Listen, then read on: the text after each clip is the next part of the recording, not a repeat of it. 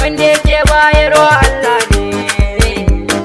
shi ɗaya mini sai na yi godewa.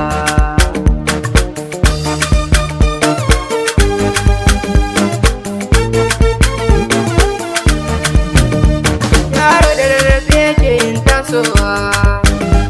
komai daga sannu ake yin farawa, baitin da na yau fa kuke yin kushewa, matsalar da kuke min taki ta zamowa. Waka da azanci sai mai zaurance, kai da kake ta waɗansu ka kerance, matsalar da kuke min ta sa kumance, sai mai hikima zance na zai gane. Ni na rike waka ba na yin sane, sanadinta a yau na zama abin nuni, in ka kushe wani ai za ya yawa ni,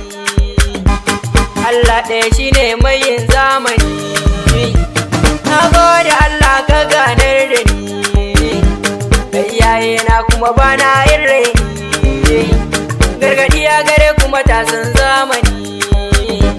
yaudara ba kyau a batuna ba sake, na soke a raina da burin zan ɗauke, ganiyar in sake gidana ba sake, baki ya faɗa zuciya ta kin sake, so ni da gaskiya babu batun wasa, idan ne mun zauna san ba sayinsa, maganar mu da kyara mata yi nisa, bishiyar so a zuciya ta terasa, har ba mu da ke zance ne ba amsa, haka na ɗauka bisa raina na cusa, a gida in an ce ni ne amsar ni, kamar a mafarki yau kin mun tsaki, da na turo gunki ina neman ɗauki, to yau da kafata ne yau tattaki, zattukan bakin ki suna sanya da jiri, ya waye da ke ɗai na yau alfahari, ashe zancen da kike ba alkawari, cutar da masoyi kansa ai garari, so don Allah ba sauyin rayi, yau ne kin sani cikin banzan yanayi,